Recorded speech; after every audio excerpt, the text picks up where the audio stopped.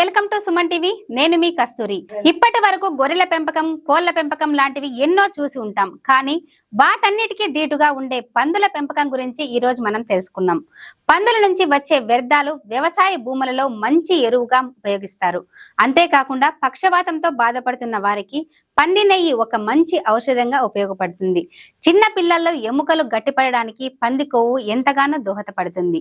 ఇలాంటి పందుల గురించి, వాటి పెంపకం గురించి తెలుసుకోవడం కోసం ఈ రోజు మనమైతే ఉన్నాం అనంతపురం జిల్లా బుక్కరాయ సముద్రం మండలం పామురాయికి దగ్గరలో ఉన్న రేగడి కొత్తూరు గ్రామం మనం ఉన్నాం. నమస్తే, మేము ఆదర్శ ఫిగ్ ఫామ్ గురించి ఇప్పుడు తెలియజేస్తున్నాము. నా పేరు వెంకటేష్ నాయుడు, రేగడి కొత్తూరు గ్రామము, బుక్కరాయ సముద్రం మండలం, అనంతపురం జిల్లా. నేను ex army retired person. Anantapuram జిల్లా సైనిక వెల్ఫేర్ నుంచి డాక్టర్ తిమ్మప్ప సార్ గారు, గిరి సార్ ప్రోత్సాహంతో నేను అనంతపురం జిల్లా సైనిక వెల్ఫేర్ ద్వారా ఎన్నుకోబడి ఆంధ్రప్రదేశ్లో ఉన్న బ్రిగేడియర్ వెంకటరెడ్డి సార్ గారి ప్రోత్సాహంతో నేను జై జవాన్ కిసాన్ ప్రోగ్రాంకు హైదరాబాద్లో శంకర్ దయాళ్ యూనివర్సిటీకి ఎన్నికైనాను. అక్కడ శంకర్ దయాళ్ యూనివర్సిటీలో మాకి ఫిగ్ ఫామ్ గురించి, గొర్రెల ఫాము, మేకల ఫామ్ గురించి, ఆవుల ఫామ్ గురించి తెలియజేసి క్లాసు చెప్పినారు. దాంట్లో ఆవులు, మేకలు, గొర్రెలు ఇవన్నీ 5 acres గట్టి పెట్టి ఇలాగా లేబర్తో కొంచెం కష్టము, ఇవన్నీ కష్టం అని చెప్పేసి మేము మాకు అనుగుణంగా లేబర్ తక్కువ, ఇన్వెస్ట్మెంట్ తక్కువ పెట్టుబడితో ఎక్కువ లాభాలు ఉండేటట్లుగా మేము ఆలోచింపజేసి నేను ఫిగ్ ఫామ్ని ఎన్నుకున్నాను.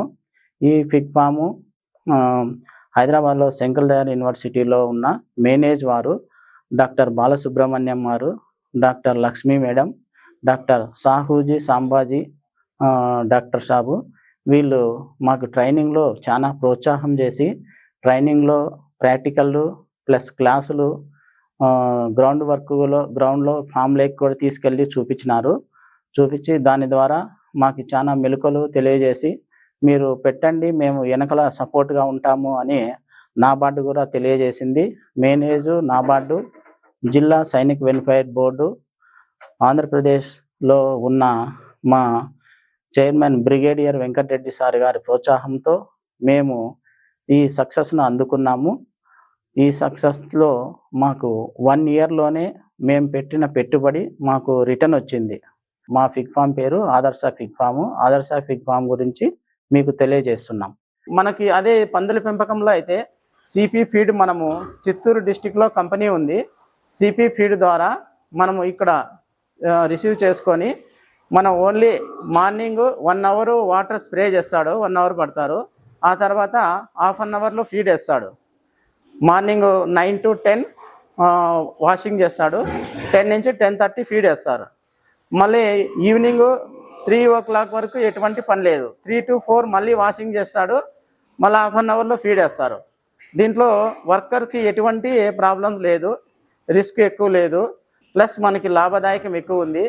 ఈ పందుల మాంసము మన పొట్లె మాంసంతో పాటే సమానంగా ఉందని మేము మన వెంకటేశ్వర యూనివర్సిటీలో డాక్టర్ చక్రవర్తి గారు ఆధ్వర్యంలో అక్కడ కూడా మేము ట్రైనింగ్ తీసుకున్నాము.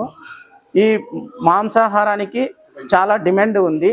ఈ York shark large wait breeder, ఇది మా దగ్గర 3వసారి 2 సార్లు లాక్టిమా అయిన తర్వాత 3వసారి ఇది ఈనింది. ఇది 15 పిల్లలు పెట్టింది. ఇది మా ఫామ్లో హైయెస్ట్ పిల్లలు ఇచ్చిండేది ఇదే. దీంట్లో కొన్ని ఆఫ్రికన్ బ్రీడు 1-2 పన్నాయి, మిగతాటి 15 పిల్లలు దీనివే. తర్వాత నెక్స్ట్ ఇవి వచ్చేసి ఆల్రెడీ తల్లి నుంచి వేరు చేసిన పిల్లలు. ఇవి వచ్చేసి ఇప్పుడు ఫీడ్ తింటున్నాయి కాబట్టి దీనికి తల్లి పాలు అవసరం లేదు. ఇవి కూడా తల్లి నుంచి వేరు చేసిన పిల్లలు, ఇవి కూడా ఫీడ్ తింటున్నాయి కాబట్టి దీనికి పాలు అవసరం లేదు. మనం 45 days తర్వాత వేరు చేయొచ్చు. ఇవి వచ్చేసి బ్రీడర్స్, దానికంటే ముందువి సెకండ్ టైం ఇది కొంచెము. ఇవి వచ్చేసి 3 months పిల్లలు, ఇవి 3 నెలల పిల్లలు. ఇవి వచ్చేసి 5 months పిల్లలు. దీంట్లో కొన్ని ఆఫ్రికన్ బ్రీడ్ కూడా ఉన్నాయి. మళ్ళీ తర్వాత ఇవి వచ్చేసి మన దగ్గర 6 months పిల్లలు. ఇవి 6 months రెడీ టు క్రాస్. మేము ఆల్రెడీ ఇవి అమ్మేసినాము.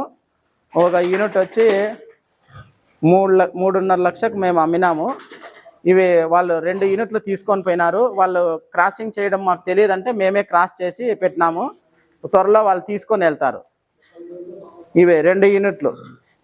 ఈ పిల్లలు రెడీ టు క్రాస్ అయిపోయినాయి. ఇవన్నీ ఈ పిల్లలు కూడా రెడీ టు క్రాస్ అయినాయి. ఇవి వచ్చే 6 months పిల్లలు. 6 months మేము దీనిని పెంచిన తర్వాత దీనిని క్రాసింగ్ చేయించినాము.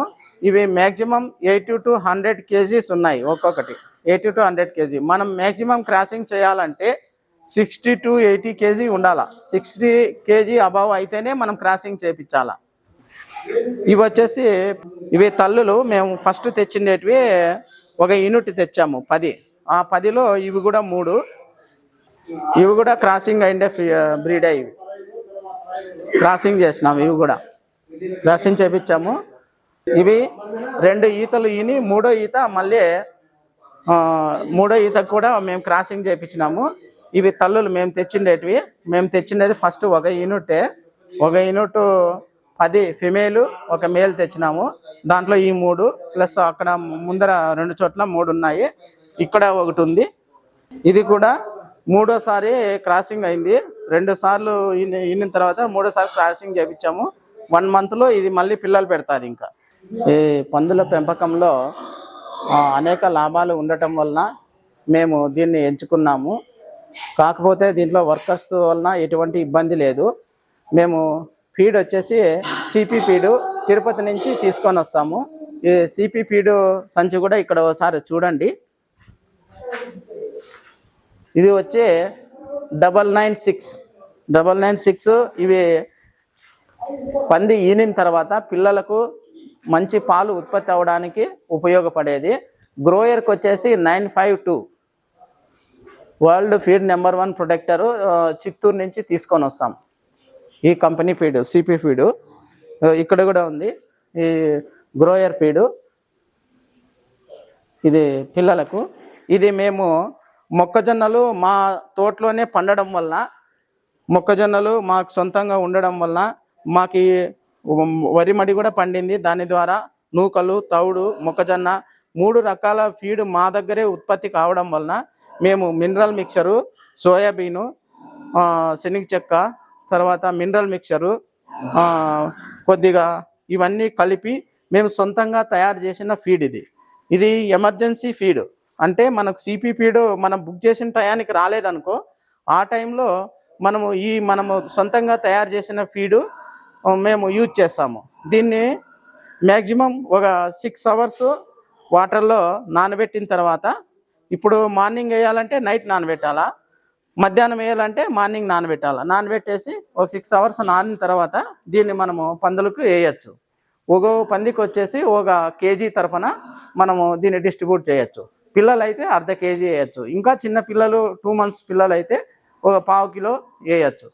దాని ప్రకారంగా పెద్దదైతే 1 kg, చిన్నదైతే మీడియం సైజు ఒక 4 months అయితే 1/2 kg, 2 months పిల్లకైతే మనము 1/4 kg ఫీడ్ యూజ్ చేస్తాము. దీని ప్రకారం దీనికి పందుల పెంపకంలో పెద్దగా మెడిసిన్ ఏమీ యూజ్ కావు. దీంట్లో వచ్చేసి మనము ఒకవేళ ఎక్కడన్నా అవి కొరుక్కొని ఒకటి ఏమన్నా బిడ్డను కొట్లాడినా దానికి వచ్చేసి మేము గాయాలకు వచ్చి టాపిక్యూర్ వాడతాము. తర్వాత నొప్పులకు వచ్చేసి హిమాలయ రెంఫ్యూలా, ఇది నొప్పులకు వాడతాము. అంత తప్ప దీంట్లో మేము పెద్దగా మెడిసిన్ ఏం వాడము. కాకపోతే పిల్ల పుట్టిన తర్వాత స్టార్టింగ్లోనే 3 రోజుల్లో ఒక ఐరన్ ఇంజెక్షన్ ఇవ్వాలా. మళ్ళీ 7 days తర్వాత ఒక ఐరన్ ఇంజెక్షన్ ఇస్తే పిల్లలో ఐరన్ లోపం లేకోకుండా పిల్ల బాగా ఎదుగుదలతో మనకి తొందరగా ఆరోగ్యంగా ఉంటుంది.